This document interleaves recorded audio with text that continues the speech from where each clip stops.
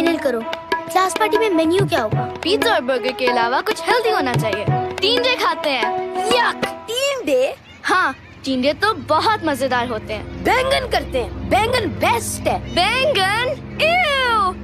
मुझे बैंगन बिल्कुल नहीं पसंद। मुझे टींडे और तुम बिल्कुल नहीं पसंद। अच्छा, ज़ैनब तुम्हें क्या पसंद है? मुझे तो दोनों पसंद है। अच्छा, फिर तुम इस बैंगन लड़के के ही दोस्त रहो। नहीं, मैं किसी टींडे लवर का दोस्त नहीं हो सकता।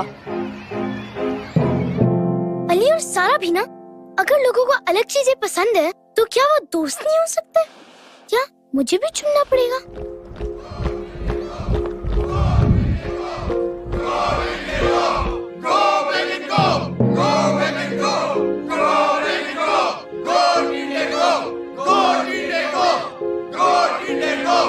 देखो ये कैसे एक दूसरे से लड़ रहे हैं, इतनी छोटी बात और इतनी नफरतें फैला रहे हैं। कायदे आज़म, ज़ैनब, आजकल हम लोग छोटी सी बात को बहुत बड़ी चीज बना देते हैं। लोगों में बर्दाश्त ही खत्म हो गया है। इख्तिलाफ राय के लिए कोई जगह ही नहीं रही। जी कायद, आज अली और सारा भी लड़ पड़े टींडे और बैंगन पर। मुझे समझ ही नहीं आ रही कि मैं क्या करूं। अफसोस की बात है कि कोई किसी और की राय सुनने के लिए तैयार ही नहीं।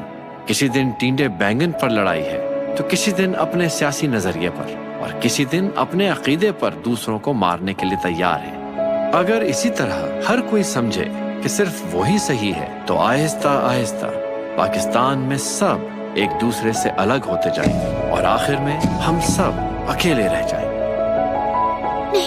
ज़ैनब, पाकिस्तान बनाते वक्त मुझे एक उम्मीद ये भी थी कि एक ऐसा मुल्क हो जहां हम सब पूरे इत्मीनान से अपनी राय का इजहार कर सके, चाहे हमें टींडे पसंद हो या बैंगन। फिर अब हम क्या करें? ज़ैनब, तुम अमन का दिया बन सकती हो, मगर कैसे?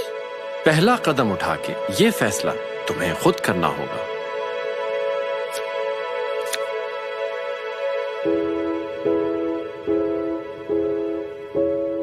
तुम यहाँ क्या कर रही हो टींडे लवर? उफ, मुझसे बात ना करो बैंगन लड़के। मुझे चिट्ठी मिली है। मुझे भी। मैंने तुम दोनों को बुलाया है। तुम दोनों को ये लड़ाई खत्म करनी होगी। सही बात है, बस इसे कह के मान ले कि बैंगन टींडे से बेहतर है। कभी नहीं। बस करो, ये फजूल की लड़ाई छोड़ो। जरूरी नहीं है हम हमेशा एक दूसरे की बात माने, लेकिन चाहे कितनी भी बड़ी बहस हो, हमें एक दूसरे का एहतराम करना होगा।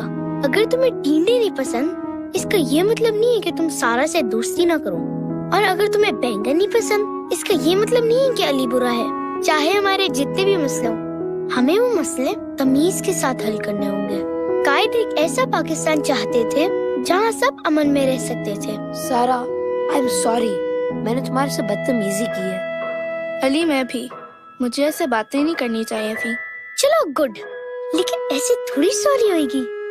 तुम दोनों को एक दूसरे की फेवरेट सब्जी ट्राई करनी होगी।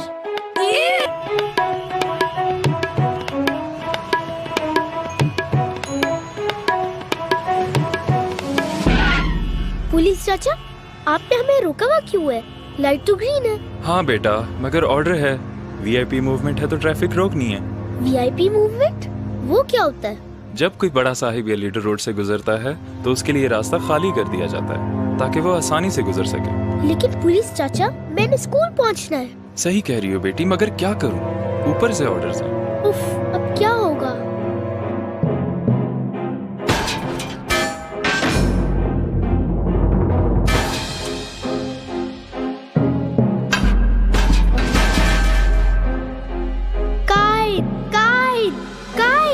ज़ैनब, क्या हुआ? कायदी, क्या हो रहा है? मैं कहीं नहीं जा सकती, हर रास्ते पे रुकावट है। मैं यही देख रहा हूँ कि अब पाकिस्तान में दो निजाम है, एक वीआईपी के लिए है और एक आम आदमी के लिए। लेकिन कायद, फिर हम आम लोग कहाँ जाएंगे? मेरे पाकिस्तान में आम आदमी और वीआईपी सब बराबर थे। अगर पाकिस्तान ने एक खुशहाल मुल्क बनना है तो उसके लीडरों और अफसरों को वीआईपी नहीं, अवाम की बेहतरी के बारे में सोचना चाहिए। और ये सब तभी हो सकता है जब इस कौम के लोग अपने लीडरों और अफसरों से अपना हक मांगेंगे। मगर हम ये कैसे कर सकते हैं? पहला कदम उठा के ये फैसला तुम्हें खुद करना होगा।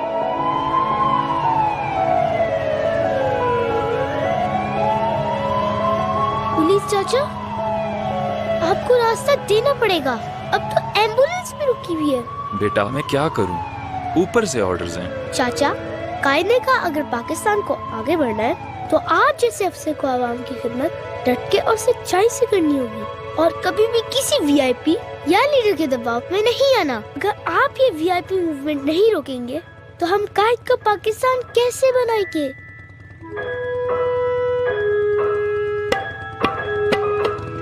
थैंक यू पुलिस चाचा।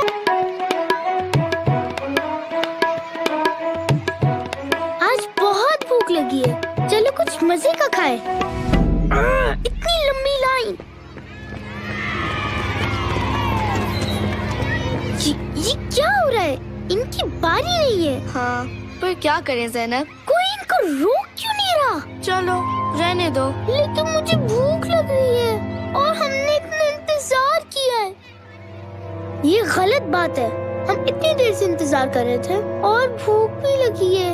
अब क्या करूं? कायद क्या कहते? बेटा ज़ैनब, ये मसला तुम खुद हल करो। पहला कदम उठा के ये फैसला तुम्हें खुद करना होगा। देखो ये चूंटियां भी सीधी लाइन में चल रही हैं।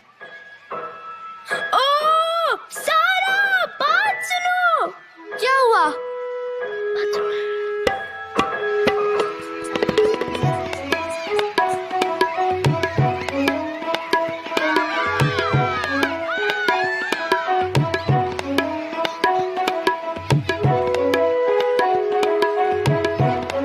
अगर चूंटियां कतार में चल सकती हैं, तो क्या हम चूंटियों से कम हैं?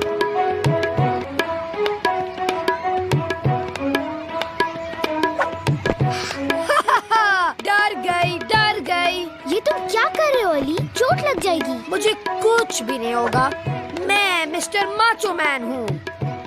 ये मिस्टर माचो मैन कौन है? मिस्टर माचो मैन मेरा फेवरेट सुपर हीरो, और वो कहते हैं कि अगर हम उनकी सारी बातें माने तो हम भी उनकी तरह कुछ भी कर सकते हैं। मिस्टर माचो मैन कहते हैं तो इसका मतलब ये नहीं है कि वो सही कहते हैं। जाओ जाओ, मिस्टर माचो मैन कभी गलत नहीं हो सकते।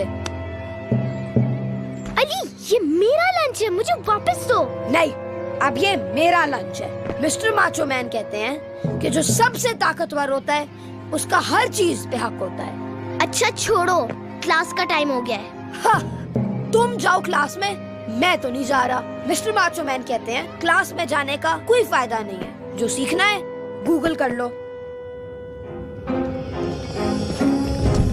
आओ मेरे साथ, चलो आगे बढ़ो, चलो आगे। रुको, सब रुक जाओ। कहाँ जा रहे हो? तुम सब नीचे गिर जाओगे। रुक जाओ। ज़ैनब बेटा, परेशान ना हो। कायद, आप यहाँ? मगर वो सारे लोग वो कहाँ गए?